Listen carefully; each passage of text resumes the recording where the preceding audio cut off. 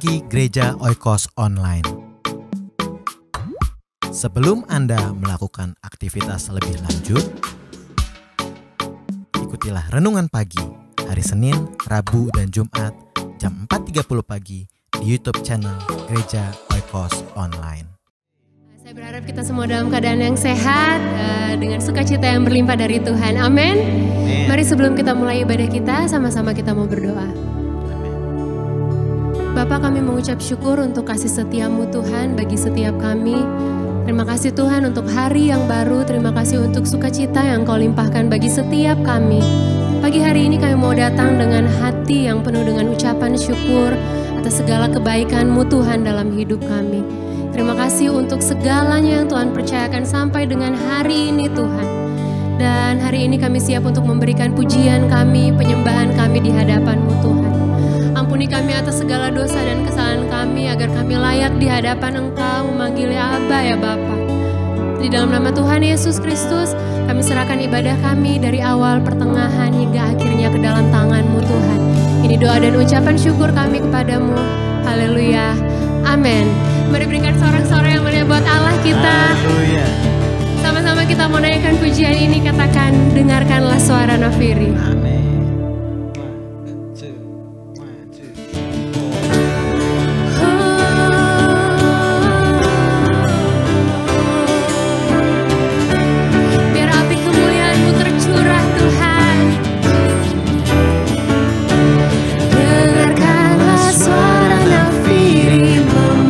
Semua umatnya dari seluruh penjuru bumi datang untuk menyembah Dia.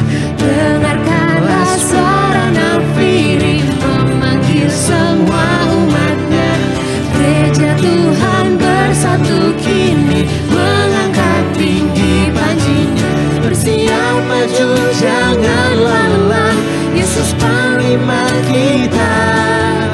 Gunakan semua senjata dalam kuasa Roh Kudus. Katakan, api kemuliaan-Nya tercurah dari surga, penuhi kami semua. Bangkitlah gereja Tuhan. Amin. Api kemuliaan-Nya tercurah dari surga,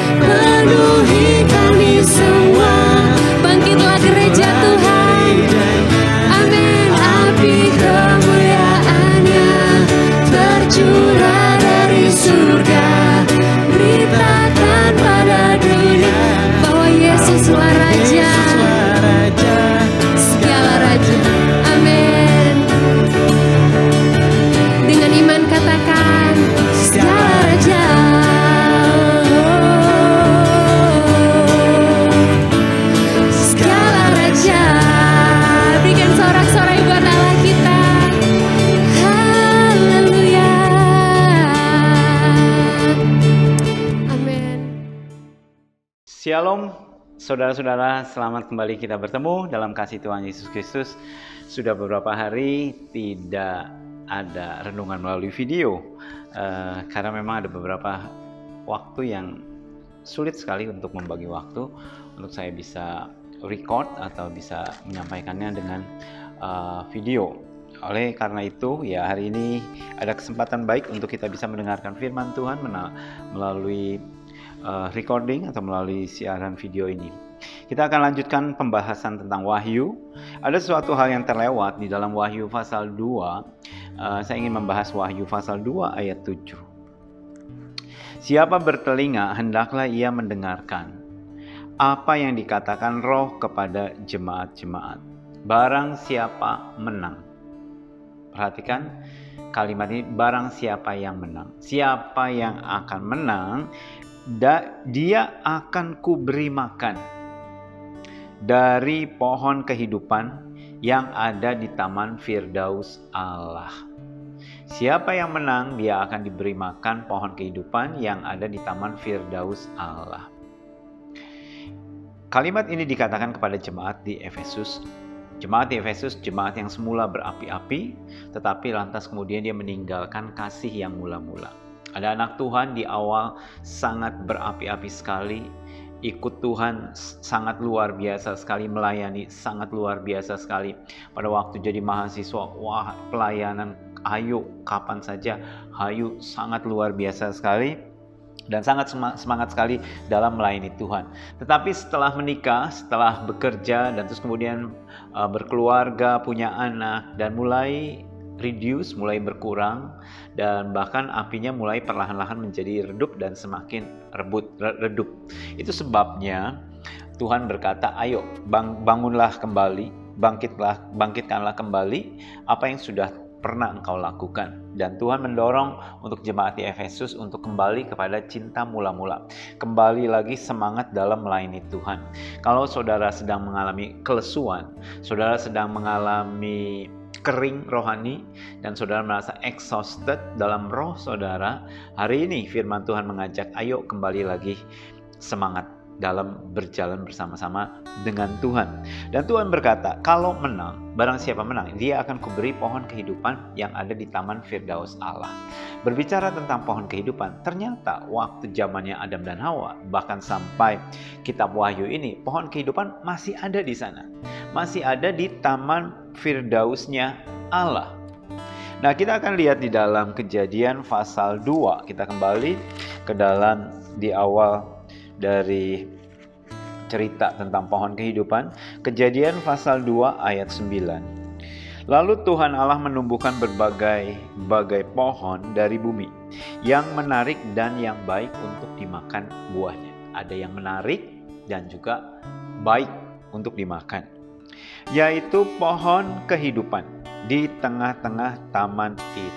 Dikatakan Tuhan memberikan pohon yang baik untuk dimakan, yaitu pohon kehidupan, dan adanya di tengah-tengah taman.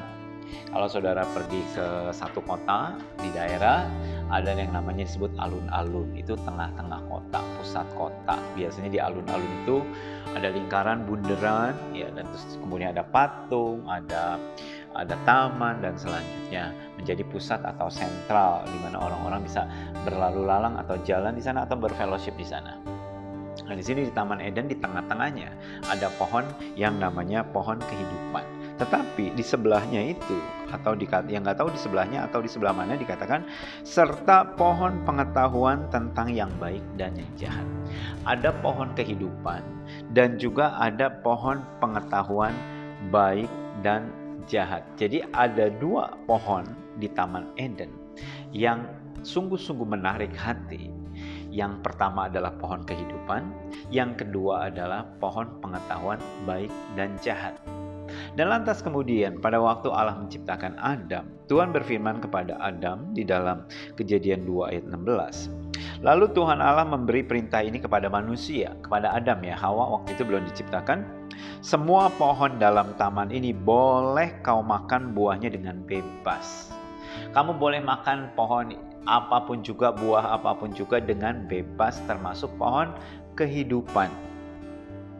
Tetapi pohon pengetahuan tentang yang baik dan jahat itu, janganlah kau makan buahnya. Hanya ada satu, semua kamu boleh makan, hanya satu yang gak boleh. Sebab pada hari engkau memakannya, pastilah engkau mati. Ada pohon kehidupan dan ada pohon kematian.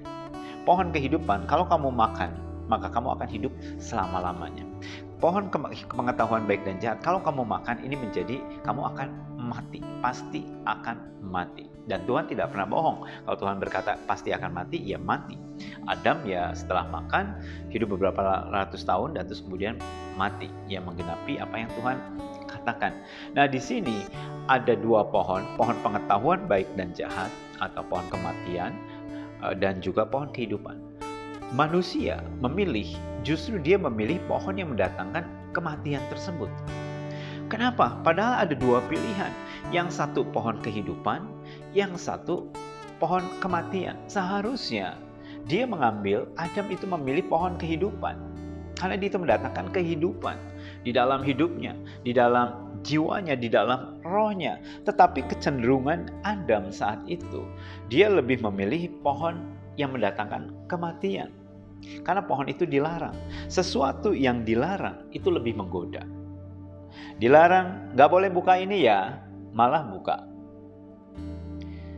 Kalau saudara punya anak dan saudara memberikan larangan, ada kecenderungan dari anak-anak saudara untuk melanggarnya, untuk mencobanya. Kalau dibuka, kenapa? Kalau saya tidak melakukan, kenapa? Jadi ada kecenderungan, ada jiwa yang rebel atau rebellious spirit atau jiwa yang berontak untuk melakukan sesuatu yang kebalikannya. Banyak perintah Tuhan yang berkata jangan. Tetapi kenyataannya manusia melakukan apa yang diperintahkan oleh Tuhan tidak boleh. Sex before marriage itu dilarang sama firman Tuhan karena belum masanya. Tetapi sesuatu yang dilarang itu lebih menggoda. Sesuatu yang tidak diperbolehkan itu membuat rasa penasaran. Sehingga mereka ingin mencoba, pengen tahu bagaimana dan selanjutnya. Dan pada waktu mereka mencoba memakannya atau melakukannya, lantas mereka tidak bisa lepas. Sama seperti pohon pengetahuan baik dan jahat. Sejak manusia jatuh dalam dosa, maka kecenderungan manusia untuk melakukan kebalikan dari apa yang Tuhan perintahkan. Tuhan katakan, ayo jangan menjauhkan diri dari pertemuan-pertemuan ibadah. Lantas kecenderungan kita adalah mencari sesuatu kegiatan yang akhirnya yang bersamaan dengan pada hari ibadah tersebut. Sehingga saudara punya alasan untuk tidak mengikuti ibadah. Jadi sesuatu yang dilarang, sesuatu yang tidak diperbolehkan atau perintah Tuhan, itu ada kecenderungan untuk manusia untuk melakukannya dengan kebalikannya. Nah, Yesus datang untuk membebaskan kita dari kuasa dosa dan kuasa maut. Setelah kita ditebus oleh darah Yesus, maka saudara punya kecenderungan untuk berkata tidak kepada iblis. Saudara punya kecenderungan untuk berkata say no kepada dosa, kepada tawaran dosa. Sebelumnya tidak bisa. Sebelumnya saudara ingin berbuat baik, sama seperti Rasul Paulus, dia berkata, aku ingin berbuat baik tetapi yang jahat yang datang kepadaku. Ingin tidak membenci tetapi yang ada kebencian, kekesalan. Ingin mengampuni tapi tidak punya kuasa untuk mengampuni. Ingin memaafkan orang yang bersalah tetapi hati saudara masih tetap sakit dan tidak punya kuasa untuk mengatasi rasa sakit hati tersebut. Tetapi setelah kita di dalam Kristus, pada waktu kita sakit hati terhadap seseorang, maka Tuhan memberikan kemampuan kepada kita untuk mengampuni orang yang bersalah kepada kita. Bahkan lebih dari itu, kita bisa berdoa untuk memberkati orang yang bersalah kepada kita. Bukan karena kitanya, tetapi karena kasih karunia yang Tuhan berikan dalam hidup kita, memampukan kita untuk kita bisa mengampuni dengan pertolongan Tuhan. Secara jasmani, secara daging, kita rasanya ingin balas dendam. Mata ganti mata, gigi ganti gigi. Kamu pukul saya pukul balik. Kamu hina saya hina balik. Dengan kata lain, artinya satu-satu ya. Artinya kamu merugikan saya harus rugikan kamu juga. Tetapi setelah kita di dalam Kristus, Tuhan memampukan kita, memampukan saudara untuk dapat melakukan hal yang sebaliknya. Tuhan Yesus waktu di atas kayu salib dia berkata, Bapa ampunilah mereka, karena mereka tidak tahu apa yang mereka perbuat. Begitu juga apa yang kita lakukan terhadap orang-orang yang mungkin membuat kita susah. Kita dapat memaafkannya, mengampuninya karena ada kasih Kristus. Dan terus kemudian di dalam Kejadian 3 ayat 24, setelah manusia jatuh dalam dosa, Kejadian 3 ayat 24, Tuhan Allah menghalau manusia itu dan di sebelah timur Taman Eden ditempatkannya beberapa keruk dengan pedang yang menyala-nyala dan menyambar-nyambar untuk berjaga-jaga ke pohon kehidupan. Setelah manusia jatuh dalam dosa, dan Tuhan berkata di ayat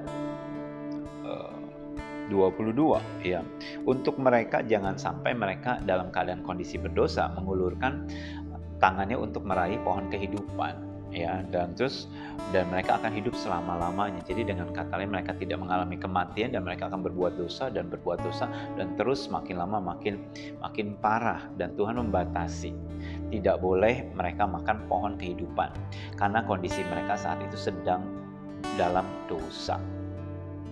Itu sebabnya Tuhan jaga di pohon kehidupan itu ada malaikat yang berjaga-jaga dan mereka dilarang untuk masuk ke Taman Eden. Diusir manusia dari Taman Eden, Taman Firdausnya Allah. Tetapi di zaman Efesus, gereja Efesus, Tuhan berkata bahwa barang siapa yang menang, dia akan kuberi pohon kehidupan yang ada di tengah-tengah Taman Firdaus Allah. Larangan itu sudah dicabut. Pada waktu manusia jatuh dalam dosa, dia dihalau dari Taman Eden. Dan terus kemudian Tuhan Yesus mati di atas kayu salib untuk menebus dosa manusia. Sehingga ada jalan terbuka untuk manusia kembali ke Taman Eden, ke Taman Firdausnya Allah. Dan manusia yang sudah disucikan, dibersihkan dosanya, sama seperti Adam kondisi saat belum berdosa. Nah itu sebabnya diberikan kebebasan untuk makan buah kehidupan. Dan Tuhan berkata, barang siapa yang menang, dia akan kuberi pohon kehidupan. Hari ini diperhadapkan saudara, ada pohon kehidupan dalam kehidupan sehari-hari, ada pohon kematian. Pilihlah pohon kehidupan, jangan pilih pohon kematian. Memang pohon kematian atau pohon pengetahuan baik dan jahat itu banyak hal-hal yang menarik. Kita lihat Kejadian 3 ayat 6. Kejadian 3 ayat 6 dikatakan, perempuan itu melihat. Dosa itu dimulai dari melihat, ya. Penglihatan. Bahwa pohon buah itu baik untuk dimakan. Semua pohon di taman ini boleh kamu makan, kecuali satu, pohon pengetahuan baik dan jahat, pohon kematian. Waktu Hawa memperhatikan, dia melihat buah tersebut, hatinya tergoda. Pohon ini baik kok untuk dimakan. Bisa untuk memuaskan jiwaku, bisa memuaskan untuk dahagaku, bisa memuaskan untuk apa yang aku rindukan atau apa yang aku inginkan. Baik untuk dimakan dan sedap kelihatannya. Dosa itu selalu menggoda. Enak kelihatannya. Gak apa-apa, ini jalan pintas untuk kamu bisa kaya, jalan pintas untuk kamu bisa menikmati hasil dari pekerjaanmu, jalan pintas untuk kamu fly, jalan pintas untuk kamu mendapatkan kebahagiaan, jalan pintas, sedap kelihatannya. Lagi pula pohon itu menarik hati, dosa itu menarik hati, sedap kelihatannya, baik untuk dimakan.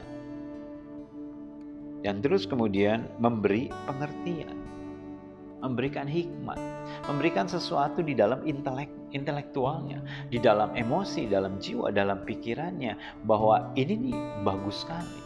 Itu sebabnya Hawa tergoda sekali. Sehingga dikatakan, lalu Hawa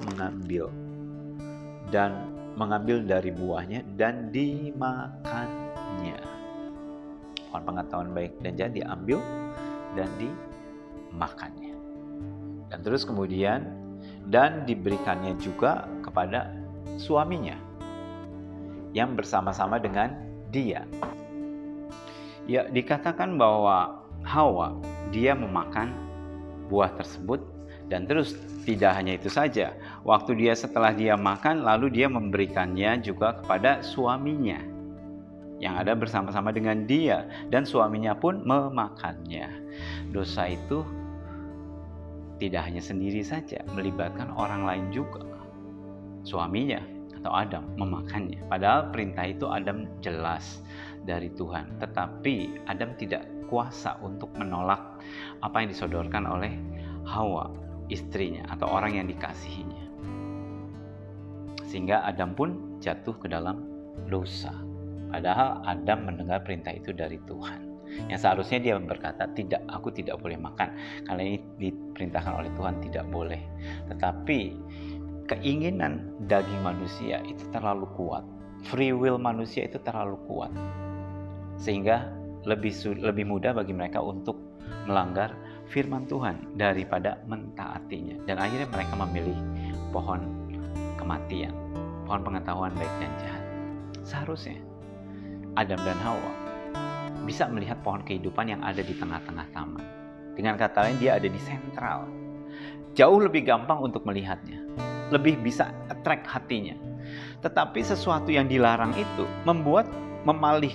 mengalihkan perhatiannya yang tadinya harusnya pandangannya kepada pohon kehidupan di sentral daripada Taman Eden, bergeser ke sampingnya, melihat pohon pengetahuan baik dan jahat. Di hadapan kita atau di hadapan saudara dan saya di dalam dunia pekerjaan, dalam saudara menjalani kehidupan sebagai suami dan istri, dan juga sebagai mahasiswa, sebagai pekerja, dimanapun juga profesi saudara dan saudara berada, diperhadapkan ada dua. Satu, pohon kehidupan dan pohon kematian. Pilihlah pohon kehidupan. Jangan pilih pohon kematian, meskipun pohon kematian itu sepertinya baik untuk dimakan, sedap kelihatannya, menarik hati, dan memberikan pengertian. Saudara punya kecenderungan untuk berkata tidak terhadap tawaran dosa, karena kita sudah ada di dalam Kristus. Amin. Tuhan Yesus memberkati saudara sekalian. Sampai jumpa kembali, mari kita satu dalam doa. Tuhan, kami berdoa saat ini. Kami berdoa Tuhan untuk setiap umat-Mu yang saat ini mendengarkan firman-Mu. Kepada kami di hadapan kami ada kehidupan dan kematian. Engkau berkata, pilihlah kehidupan supaya kami memperoleh kehidupan. Kami berdoa Tuhan, banyak kali kami mengikuti keinginan daging, keinginan mata, dan keangkuhan hidup. Kami memilih pohon yang mendatangkan kematian. Ampuni Tuhan, karena kesalahan kami memilih dalam membuat keputusan, dalam kami melakukan sesuatu yang salah dalam hidup kami. Sucikan hati kami Tuhan, kuduskan kami Tuhan. Dan biarlah Tuhan, ke depannya Tuhan, kami memiliki pikiran yang jernih pada saat kami memutuskan untuk kami mengambil keputusan. Ajari kami, berikan kami kekuatan Tuhan untuk kami memilih hal-hal yang mendatangkan kehidupan yang kekal di dalam kehidupan kami. Berkati aktivitas anak-anak-Mu sepanjang hari ini. Apa yang mereka butuhkan saat ini, Kau Allah Jehovah Jireh, Allah yang menyediakan dari segala yang tidak ada menjadi ada. Terima kasih Tuhan. Kami berdoa Tuhan dalam persiapan Natal, Tuhan dalam Christmas season, dalam bulan ini. Dan biarlah Tuhan sukacita dari Natal boleh turun dalam setiap kehidupan umat-Mu. Di dalam nama Tuhan Yesus kami serahkan semua ini. Amin. Tuhan Yesus memberkati saudara sekalian, sampai bertemu kembali.